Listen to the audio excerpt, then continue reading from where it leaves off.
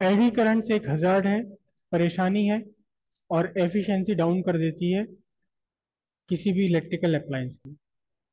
लेकिन eddy currents के कुछ यूज भी हैं। जहां एडी करंट्स का बनना और हीट जनरेट होना यूज कर लिया जाता है, और इस पर भी एक आध बार क्वेश्चन एग्जाम में आ चुका है। एक एक नंबर में क्वेश्चन आता है, छोटा छोटा सा ही। लिख लीजिए, applications of eddy currents. Eddy currents का बहुत ही बढ़िया यूज किया जाता है गैल्वेनोमीटर में।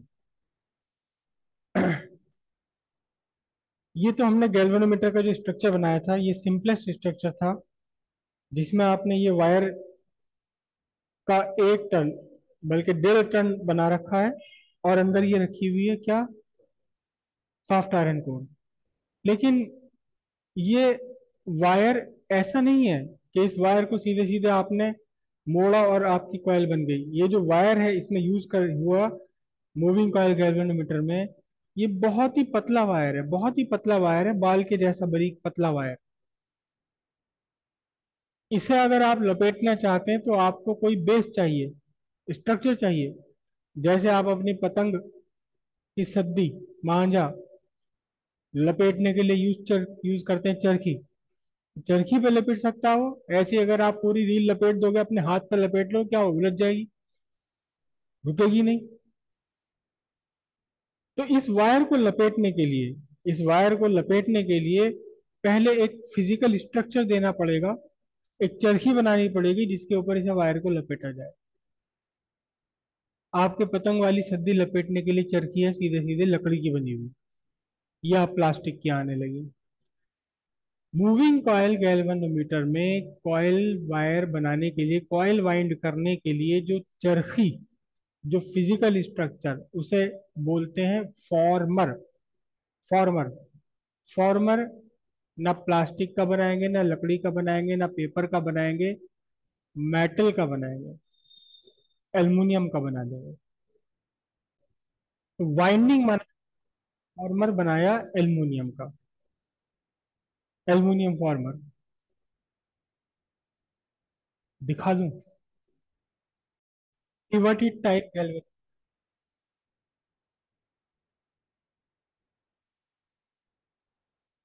और यहाँ इसके अंदर ये जो आपको रेड कलर की दिखाई दे रही है, ये है कॉइल। ये जो रेड कलर की दिखाई दे रही है,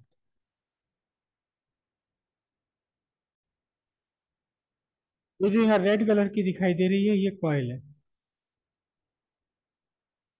इतना बारीक तार है कि लगभग ऐसा लगता है कि पेंट कर रखा हो, तार है ही नहीं है, रेड कलर का पेंट सा लग रहा है।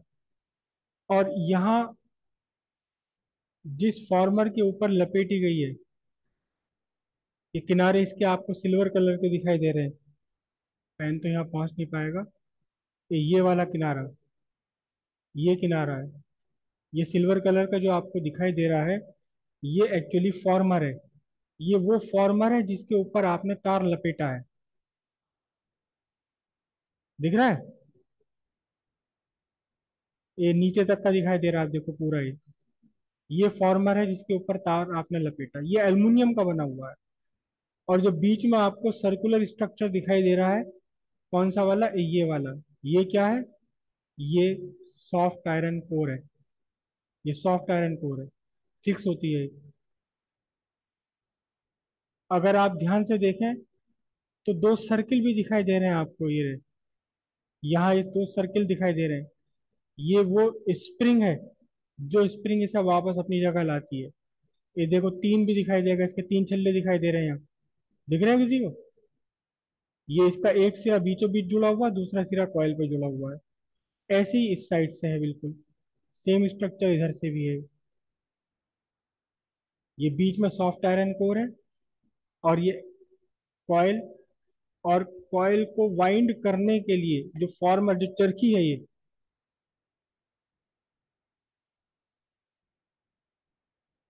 ये चरखी आपकी, ये इसके नीचे दिख रही होगी, यहाँ दिख रही है।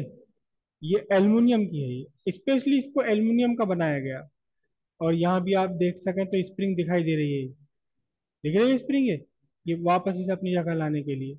और ये टॉर्शन हेड है जो सबसे ऊपर ये आपको दिखाई दे रहा है, ये टॉर्शन हेड है।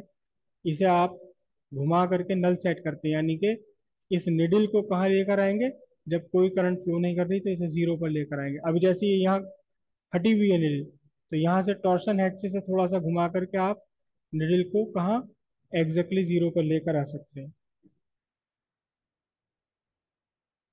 तो ये एल्युमिनियम का क्यों बनाया गया, ये एल्युमिनियम का क्यों बनाया गया? यहाँ आप अगर देख पाओ तो आपको नॉर्थ साउथ पोल भी दिखाई दे जाएंगे मैग्नेट के। ये जिस पर मैंने एक ब्लू कलर का डॉट बनाया हुआ है, ये जो ब्लू कलर का डॉट बनाया हुआ है, दोनों तरफ आप देखो ध्यान से, कार्व शेप के दिखाई दे रहे हैं। जहां ये ब्लू डॉट मेरा बना हुआ है, एक तो ये, और एक इसके सामने वाला इधर, ये दोनों नॉर्थ साउथ पोल है मैग्नेट के। ये मैग्नेट के नॉर्थ साउथ, और बीच में आपने ये रखा हुआ है cylinder core, cylinder, cylindrical soft iron core. तो यहाँ अगर मैग्नेटिक फील्ड लाइंस आपको दिखाई देती है, ऐसे होती है रेडियल, उस रेडियल मैग्नेटिक फील्ड में कॉइल आपकी घूम रही है। ठीक है। अब आपने करंट फ्लो करी, तो फिर ये कॉइल ने रोटेट हुई, टॉर्क लगा इसके ऊपर। कौन सा टॉर्क लगा? Magnetic torque. तो मैग्नेटिक टॉर्क लगा, और ये जो स्प्रिंग लगी हुई है, कौन सी वाली, ये, इस स्प्रिंग ने वापस लाया। तो दो फोर्स हो गए, रिस्टोरिंग टॉर्क भी हो गया और एक मैग्नेटिक टॉर्क हो गया। और इन दोनों के इन्फ्लुएंस से ये झूलना शुरू कर देती है, ऐसे कुछ देर तक झूलेगी। अब जब ये मैग कॉइल ये झूल रही है, यहाँ इस मैग्नेटिक फील्ड में झूल रही है, तो आप इमेजिन कीजिए कि इस फॉर्मर, ये जो फॉर्मर है जिसके ऊपर बंधी हुई है कॉइल, वाइंड की हुई है, ये मैग्नेटिक फील्ड लाइंस को काट रहा है, देखो। कौन सा वाला फॉर्मर? जो एल्युमिनियम फॉर्मर है जिसके ऊपर ये स्ट्रक्चर, कॉइल का स्ट्रक्चर बनाया हुआ है। ये जब घूम रही है ऐसे, तो मैग्नेटिक फील्ड लाइंस कट रही हैं इससे। कैसे हैं मैग्नेटिक फील्ड लाइंस? रेडियल, वो रेडियस कट रही है। जब ये, देखो इसका ही मैं एक स्ट्रक्चर आपका वैसे बना दूं, इसी का अगर मैं बनाऊं ऊपर का व्यू, जो जो अब हम देख रहे हैं एक्चुअली, तो ये क्या है? ये तो आपको दिखाई दे रहा है कौन? Cylindrical iron core, correct. इसके ऊपर है ये एल्युमिनियम का फ्रेम, और एल्युमिनियम फ्रेम कर क्या लगी हुई है? ये कॉइल बंधी हुई है, कॉइल के तार है ये पूरा। और ये कहाँ रखा हुआ है? नॉर्थ साउथ पोल्स के बीच में रखा हुआ है। ये आपके नॉर्थ और साउथ पोल हो गए दोनों। तो मैग्नेटिक फील्ड लाइंस कैसी हैं? ये नॉर्थ साउथ पोल हो गए। मैग्नेटिक फील्ड लाइंस कैसी हैं? मैग्नेटिक फील्ड लाइंस है ऐसे रेडियल, ये मैग्नेटिक फील्ड लाइन। अब जब ये कॉइल रोटेट कर रही है, तो फॉर्मर की ये वाली साइड, ये साइड, कौन सी वाली साइड फॉर्मर की? ए, ये जो साइड सीधी नीचे जा रही है, ये साइड जब ये घूम रही है कॉइल, कैसे रोटेट कर रही है? ऑसिलेट कर रही है, बल्कि रोटेट नहीं कर रही, क्या कर रही है, ऐसे ऑसिलेट कर रही है। तो इस साइड से क्या हो रहा है? ये वाली मैग्नेटिक फील्ड लाइन इंटरसेप्ट हो रही है। कौन सी? ये जब ऐसे ऐसे रोटेट कर रही है कॉइल, तो फिर इस साइड से, ये वाली जो साइड हमें सीधी नीचे दिखाई दे रही है, इस साइड से ये कॉइल की, वो सॉरी फॉर्मर की ये एल्युमिनियम वाली side in magnetic field line को इंटरसेप्ट कर रही है। और जब इंटरसेप्ट कर रही है मैग्नेटिक फील्ड लाइंस को, तो क्या होगा? ईएमएफ इंड्यूस होगा। ईएमएफ इंड्यूस हुआ, एडी करंट डेवलप हुई। और ये एडी करंट से ये और इंड्यूस्ड ईएमएफ हमेशा क्या करता है? अपोज करता है। यहाँ कॉज क्या है? ऑसिलेट करना। ऑसिलेट करने को ये अपोज करता है, यानी ऑसिलेशन को रोकने की कोशिश करेगा। और जल्दी ही आपकी जो निडल है ये उस जगह आकर रुक जाएगी जहां मैग्नेटिक टॉर्क और रिस्टोरिंग टॉर्क दोनों इक्वल है, वहां आकर रुक जाएगी। इस प्रोसेस को बोलते हैं डैम्पिंग। क्या बोलते हैं? डैम्पिंग। ऑसिलेशंस को जल्दी से, ऑसिलेशन को खत्म कर देना, डैम्पिंग। तो यहाँ एडी करंट्स का यूज किया गया डैम्पिंग ऑफ ऑसिलेशंस के लिए गैल्वेनोमीटर में। गैल्वेनोमीटर हो या वोल्ट मीटर हो या एमीटर हो, कुछ भी हो, है तो सारे गैल्वेनोमीटर है एक्चुअली। ठीक है, हेडिंग डाल दीजिए, damping off moving coil galvanometer. Damping off moving coil galvanometer. when current is set when current is set, set in galvanometer coil, it start oscillating under the influence of magnetic torque and restoring torque. It would take time for the coil to come to rest. The oscillations of coil, the coil moving over aluminum frame or former. When the coil oscillates, magnetic flux linked with the aluminum frame keeps on changing. This induces eddy current in the frame. The induction of eddy current opposes the cause of the induction or oscillation of coil. Hence, oscillations are damped and the coil come to rest soon. Next इसका application है induction furnace और induction heater. Induction furnace किया जाता है जब कोई एक particular object को आपने हीट करना है और उसके आसपास दूसरे ऑब्जेक्ट्स को हीट नहीं करना,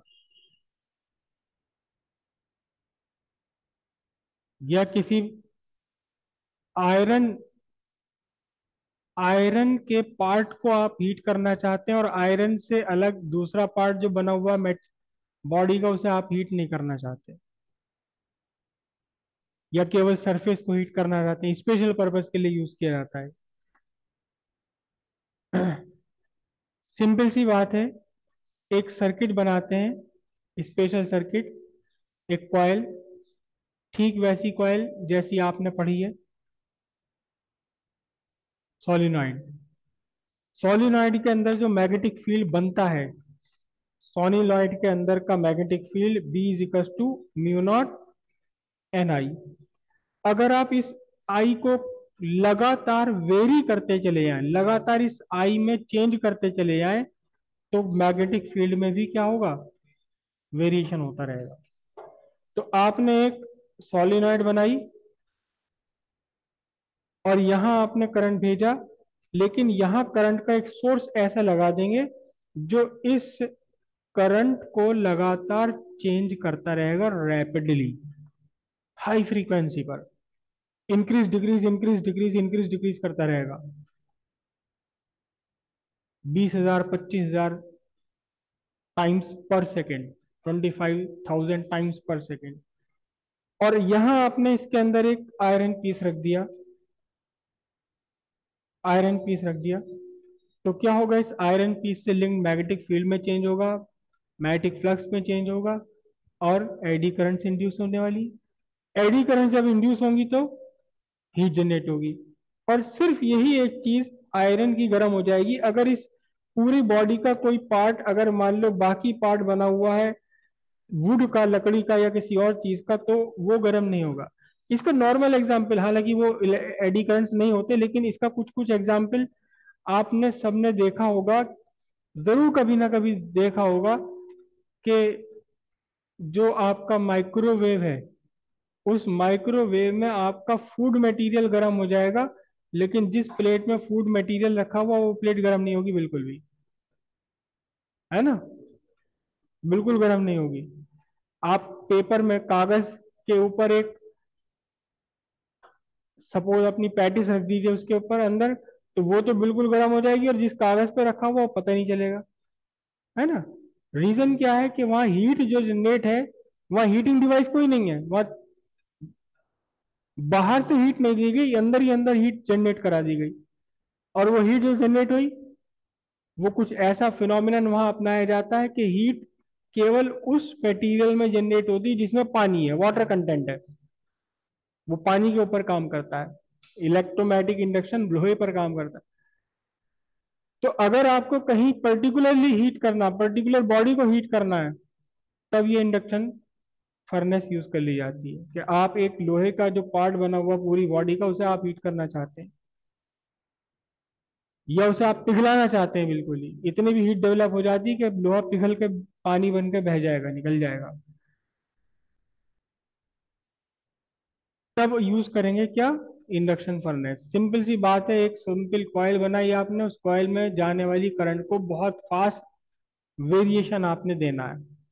वेरिएशन देना, मैग्नेटिक फील्ड बहुत तेजी के साथ बदलेगा, स्ट्रॉन्ग एडी करंट डेवलप होंगी, और इतनी स्ट्रॉन्ग डेवलप होंगी कि आपका आयरन मटेरियल या जो भी फेरोमैग्नेटिक मटेरियल है वो हीट अप हो जाएगा, लाल हो जाएगा और पिघल भी सकता है। इतनी भी स्ट्रॉन्ग इंडक्शन फर्नेस होती है। जो आपके घर का इंडक्शन टॉप है वो इसी बेस पर काम करता है, उसके नीचे अंदर कॉइल लगी हुई है, कभी किसी ने खुला हुआ देखा हो। उस कॉइल से मैग्नेटिक फील्ड इंड्यूस होता है, फास्ट मूविंग, फास्ट चेंजिंग, और जब वो मैग्नेटिक फील्ड आपकी कढ़ाई से, तवे से पास होता है, तो उस तवे के अंदर हीट डेवलप हो जाती है, इतनी हीट डेवलप हो जाती है कि खाना आपका बन जाता है। लिखिए इसे, इंडक्शन फर्नेस और induction heater. In this appliance strong magnetic field is produced by electromagnets. This magnetic field is made to vary at large frequency of the order of few kilohertz. When a ferromagnetic material is placed in this magnetic field, eddy currents are induced. This develop a large heat in the material, in the ferromagnetic material. This develop a large heat in ferromagnetic material kept inside furnace. एक और इसका use है magnetic breaks. Magnetic breaks, आपका normal vehicle है, उसमें break लगाने के लिए फ्रिक्शन का यूज किया जाता है। डिस्क ब्रेक हो चाहे ड्रम ब्रेक हो, डिस्क ब्रेक में तो आपको साफ साफ बाहर दिखाई देता है कि डिस्क है, और जब आप ब्रेक लगाते हैं तो दोनों तरफ से वो डिस्क के ऊपर शू पकड़ लेते हैं उसको, और वो जो लार्ज फ्रिक्शन है उससे मोशन आपका रुक जाता है। इसी तरह जो फोर व्हीलर्स हैं उसमें डिस्क नहीं होता, ड्रम होता है, ब्रेक ड्रम। और ड्रम बिल्कुल सिलेंडर है, वो घूम रहा पहिए के साथ साथ, दोनों तरफ इस शेप के शू लगे हुए हैं। जब आप ब्रेक लगाते हैं तो वो शू ड्रम के ऊपर चिपक जाते हैं, फ्रिक्शन होता है बहुत तकड़ा। ब्रेक शू का सरफेस और ब्रेक ड्रम का सरफेस दोनों खुरदुरे रखे जाते हैं, रफ, ताकि लार्ज फ्रिक्शन डेवलप हो। लेकिन इसमें समस्या यह है कि बार बार चेंज करना पड़ता है, ब्रेक शू घिस जाते हैं, ब्रेक लगने बंद हो जाते हैं, तो आपको बदलवाने पड़ेंगे। ट्रेन्स में अगर यही सिस्टम अपनाया जाए तो फिर उसके ब्रेक शूज बदलने के लिए उसे वापस यार्ड में ले जाना पड़ेगा, फैक्ट्री में ले जाना पड़ेगा रिपेयर के लिए। उसकी रिपेयर खड़े खड़े बाहर ऐसे नहीं हो सकता कि सड़क पर मिस्त्री बैठा, रेल खड़ी करी और बदलवा ली ब्रेक शू। प्लस रेल का मास बहुत बड़ा होता है, ट्रेन का मास बहुत बड़ा होता है, और उस मोमेंटम को चेंज करने के लिए सुबह से शाम तक में ब्रेक शू खत्म हो जाएंगे, दो चार ब्रेक लगाने के लिए। तो वहां कुछ ऐसा अरेंजमेंट चाहिए जो फिजिकली कांटेक्ट ना करे। तो सिंपल सी बात है, वहां भी ब्रेक ड्रम है, ब्रेक ड्रम है, और वो पहिए के साथ साथ घूम रहा है, लेकिन वह उसके चारों तरफ ब्रेक शू नहीं है लगे हुए। ब्रेक शू न लगा करके वहां एक कॉइल लगा दी जाती है, और उस कॉइल में मैग्नेटिक फील्ड प्रोड्यूस कर दिया।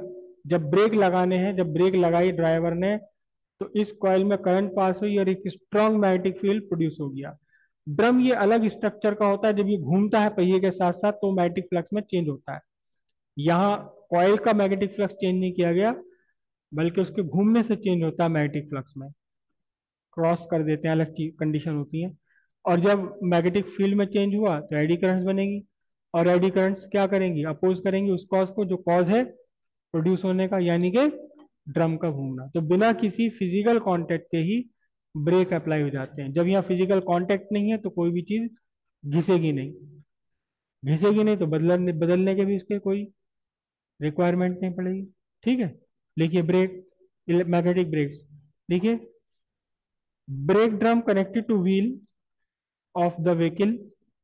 The structure of brake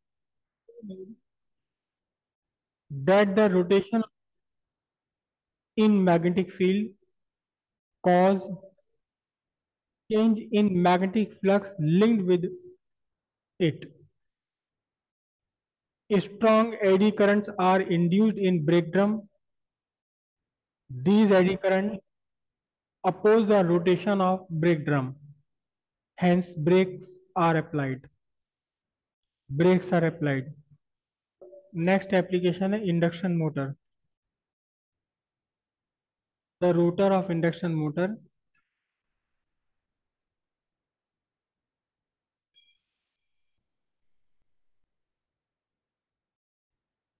is exposed to a variable magnetic field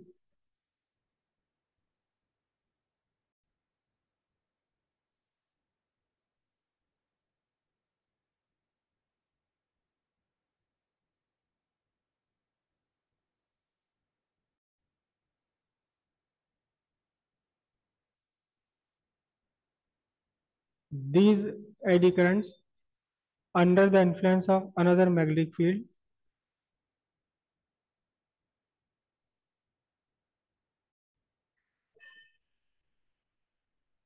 apply torque on the motor, torque on the rotor, apply torque on the rotor.